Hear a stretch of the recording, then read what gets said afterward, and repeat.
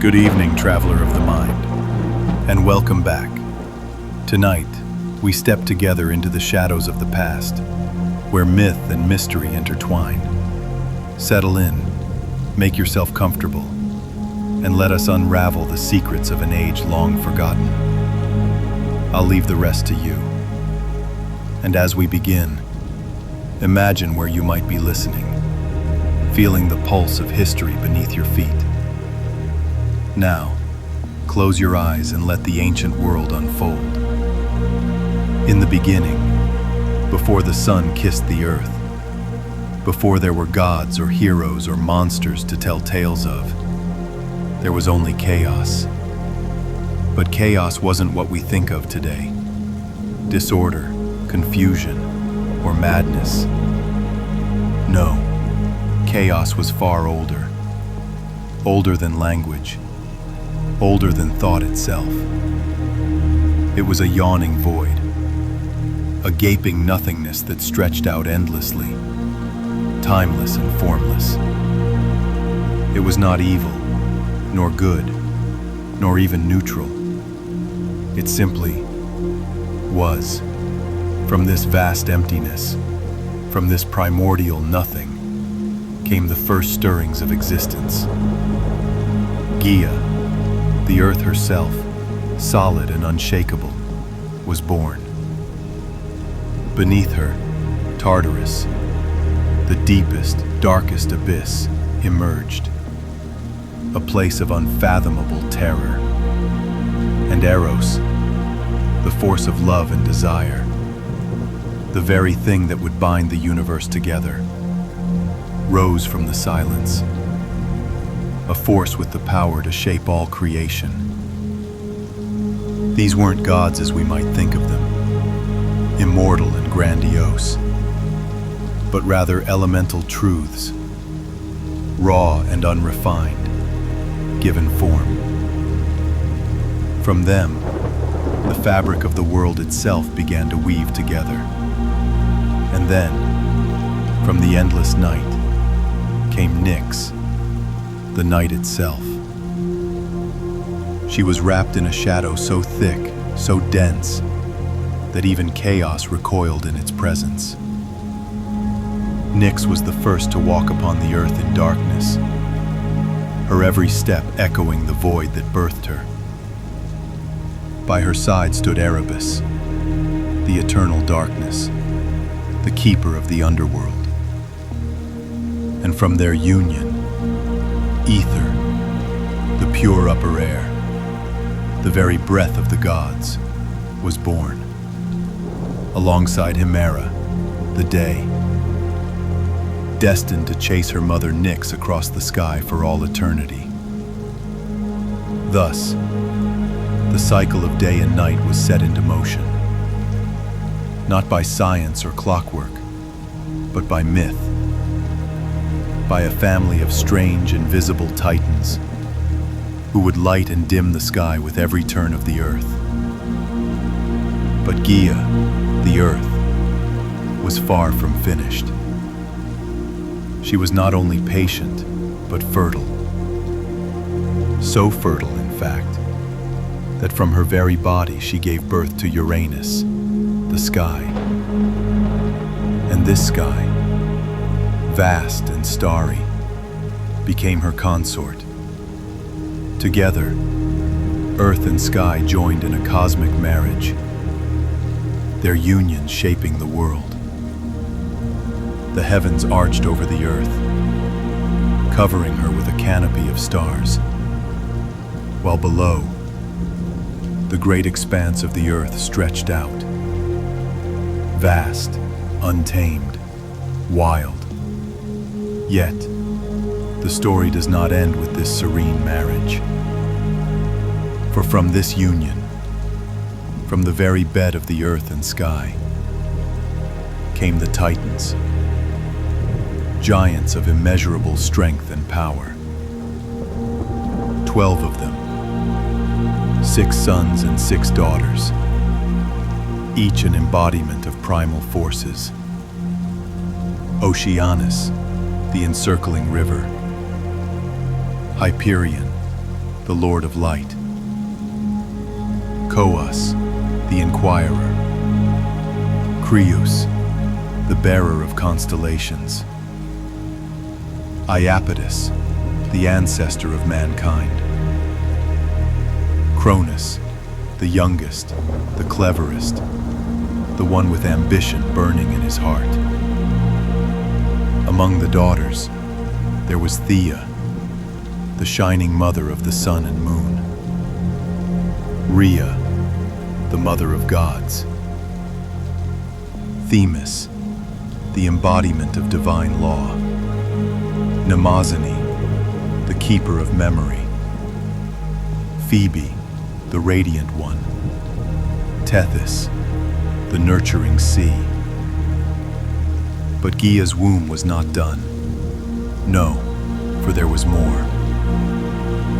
From her body came monstrous children, beings of immense power and terrible strength.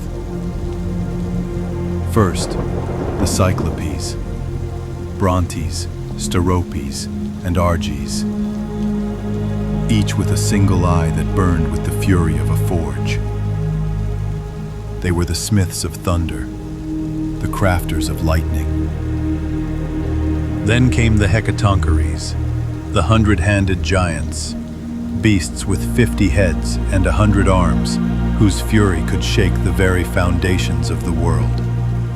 They were terrifying, colossal creatures that made even the gods themselves tremble. But Uranus, proud, mighty Uranus, could not bear the sight of these children. To him, they were not wonders to behold, but threats to his reign. He feared them, loathed them, and so, with no mercy, he cast them back into the depths of Gia's womb, imprisoning them deep beneath the earth where no light would touch them. And Gia, the earth, groaned under the weight of her children, crushed beneath the agony of her endless, unrelenting labor. Yet this pain, this suffering, would not be forgotten.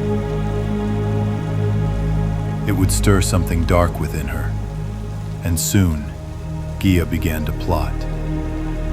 It was not the first time she had endured pain, but this betrayal by her consort was too much to bear.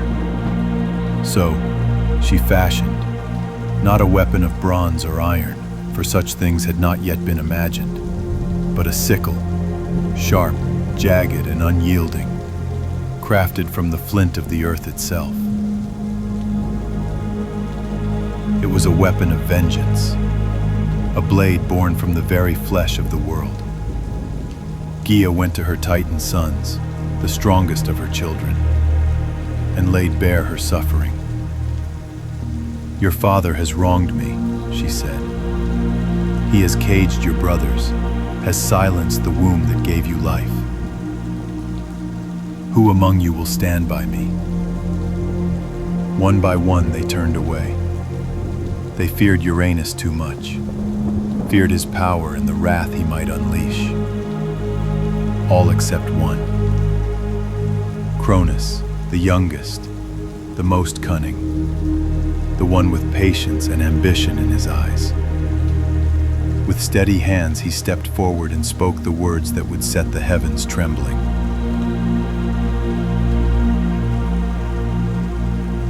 "I will do it. Give me the blade." And so Gia set her trap. She waited for Uranus, as she always did, to descend upon her, to press his vast sky down upon the earth in their nightly union. And when he came, unaware of the storm that awaited him, Cronus sprang from the shadows. With one swift, decisive stroke, he brought the sickle down. Shhh! The heavens shook, and Uranus cried out, his voice filled with a terrible, primal agony. The sky trembled as his power was severed. Cronus cast the bloodied flesh of Uranus into the sea, and from that crimson foam something new, something beautiful, terrible, was born. From the waves rose Aphrodite, the goddess of love, her form radiant and irresistible, untouched by the violence of her birth. She stepped onto the shores of Cyprus, serene and flawless, destined to shape the world with her beauty and desire. But Gaia's vengeance did not stop there. From the blood of Uranus, from the very drops that fell upon the earth, came other beings, beings of rage and wrath.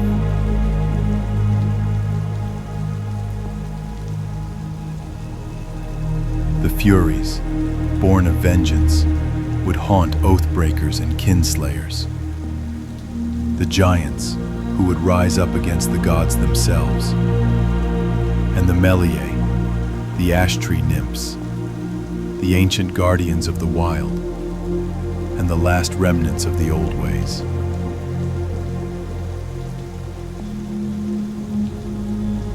And Uranus, defeated and cast down, vanished into the heavens. But before he disappeared, it is said that he uttered one final, terrible curse. A curse that would echo through the ages, carried on the winds of fate. The defeat of the Titans marked the end of an era. Yet even in their downfall, the Titans' legacy lingered in the shadows. It was a time of shifting powers, a time of promises unfulfilled, and rebellions whispered across the winds of the earth.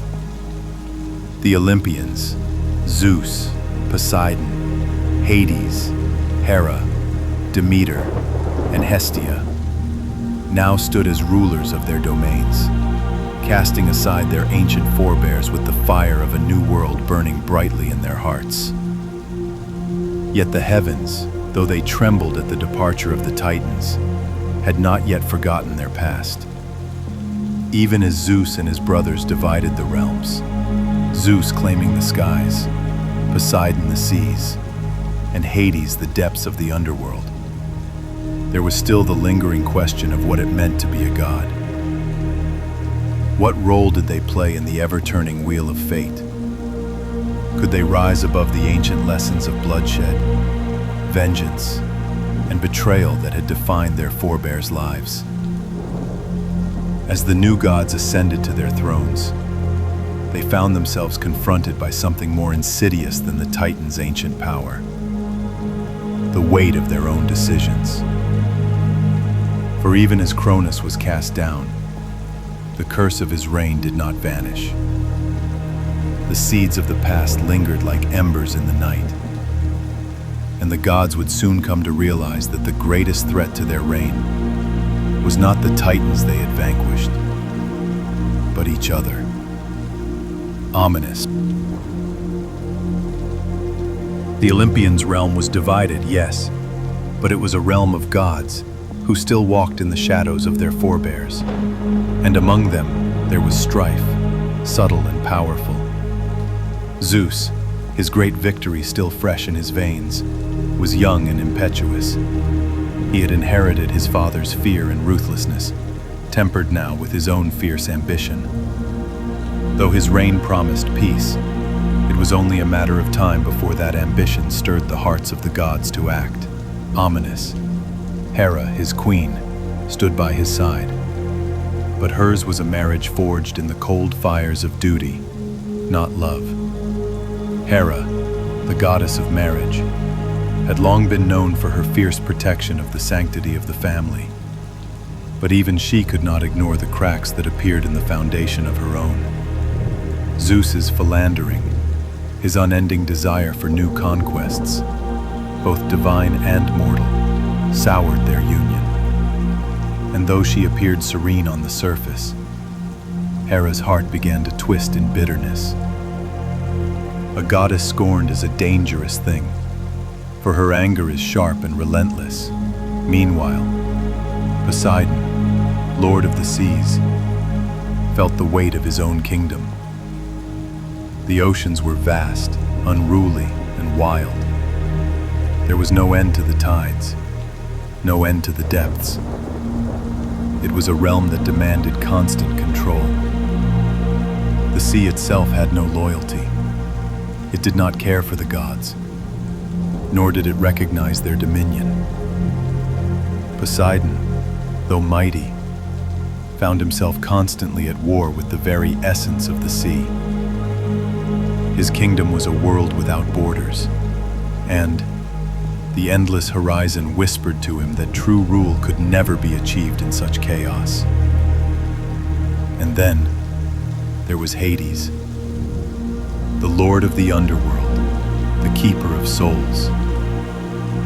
Hades, unlike his brothers, did not crave the throne of Olympus. His realm was quiet, dark, and untouched by the noise of the living world. Yet even in his silence, there were murmurs.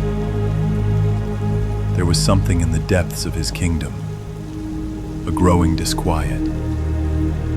For even a god who ruled over death could not avoid the stirrings of a darker fate.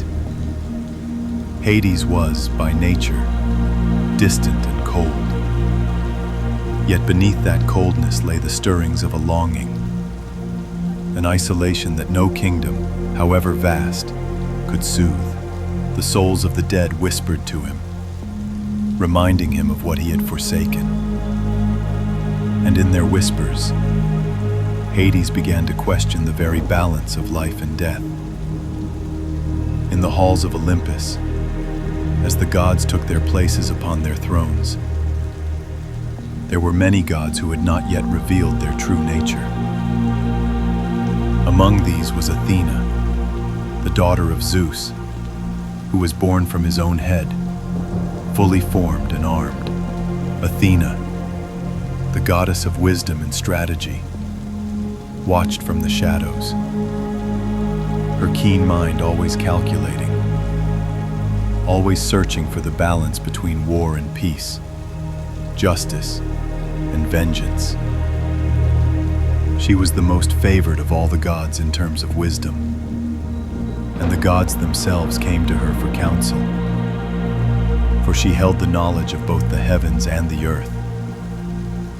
Yet even she could not fully escape the politics of Olympus, for wisdom, it seemed, was not always the greatest weapon in the world of gods.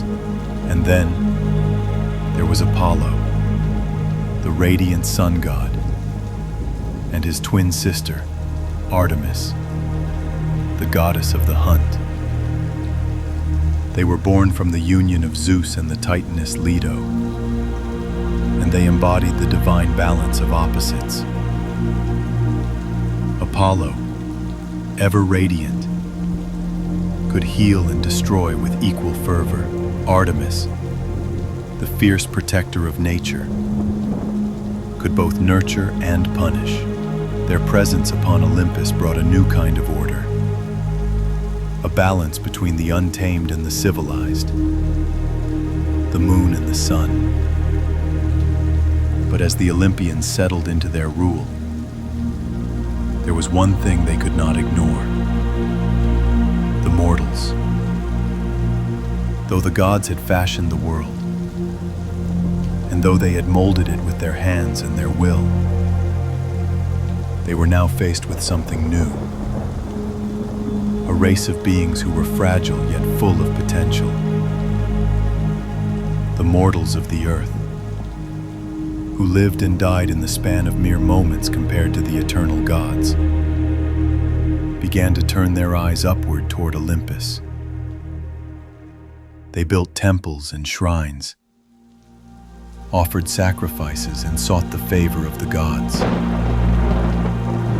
But the mortals, despite their fleeting existence, began to grow in their understanding of the world. Their wisdom, though limited, was growing. The gods, it seemed, were no longer the only beings capable of great power. Mortals, too, could shape their fates. The gods,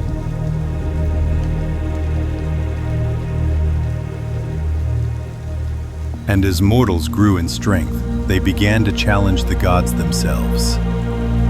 The first whispers of rebellion did not come from the giants of old, or the titans who were cast into the depths, but from the minds of the mortals themselves. Heroes arose from among them, men and women of incredible strength, wit, and ambition. The most famous of these was Heracles, a mortal born of Zeus's infidelity, a demigod whose strength and courage were unmatched. Heracles, though bound by his mortal nature, became a champion of the gods, but also a symbol of what mortals could achieve. But for every hero like Heracles, there were others who sought to defy the gods. The tale of Prometheus, the titan who gave fire to mankind, is perhaps the most poignant. In his defiance of Zeus's will, Prometheus became the embodiment of rebellion and foresight. He cared for the mortals, loved them with a passion that Zeus could not comprehend.